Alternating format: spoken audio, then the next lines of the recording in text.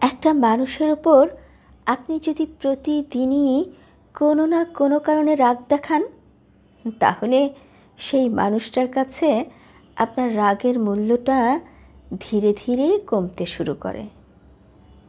একটু 19-20 হলেই যদি আপনার পাহাড় সমান রাগ হয়ে যায়, কিংবা আপনি খারাপ ব্যবহার শুরু করে দেন, তাহলে অপর মানুষটা আপনাকে বুঝে ওঠার আগেই আপনার ওপর থেকে আস্থা হারিয়ে ফেলবে। মানুষটা তখন আপনাকে বুঝতে পারবে না। প্রতিদিন রাগ করলে সেই রাগের দাম থাকে না। রাগটা তখন সস্তা হয়ে যায়, কারণ অপর মানুষটা বুঝে যায় রাগ করাটা আপনার একটা অভ্যাস। তখন আপনার রাগের ওপর মানুষটার গুরুত্ব কমে যায়। অর্থাৎ আপনার রাগের জন্যই আপনি নিজের গুরুত্বটা কমিয়ে ফেলছেন। রাগের জন্য যদি আপনার গুরুত্ব কমে যায় কিংবা আপনাকে অস্বাভাবিক মনে হয়, তাহলে সেটা আপনার জন্য নিতান্তই অপমানজনক, যা আপনাকে ছোট করে রাখে। যে মানুষ প্রচণ্ড রাগের সময় নিজেকে নিয়ন্ত্রণে রাখতে পারে, সে বড়ই শক্তিশালী মানুষ।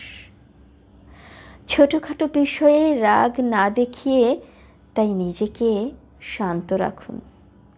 রাগের কারণটা খুব বেশি তীব্র না হলে রাগ করতে যাবেন না। অনেক দিন পর পর রাগ দেখালে সেই রাগের দাম পাওয়া যায়। আপনার রাগ দেখে যদি কারো অস্থিরতাই না শুরু হয়, যদি চিন্তায় নাই পড়ে যায়, যদি কলিজা নাই কেঁপে ওঠে, তাহলে সেই রাগ অর্থহীন। রাগ করে মানুষ যতটুকু জয় করেছে, তার থেকে বেশি হারিয়েছে অতিরিক্ত রাগের জন্য। রাগ করে বেশি দিন কেউ টিকতে পারেনি। জীবনে যতটুকু সম্ভব শান্ত থাকার চেষ্টা করুন। মানুষ জীবনে যা পেয়েছে সব কিছুই ভালোবাসার জন্য। সুন্দর ব্যবহার দিয়ে সব কিছুই জয় করা সম্ভব, রাগ দিয়ে নয়। মানুষকে ভালোবেসে আগলে রাখুন। আপনার তীব্র রাগের কারণে কেউ যদি আপনার জীবন থেকে অভিমান করে হারিয়ে যায়, তাহলে আপনি সত্যিই দুর্ভাগা।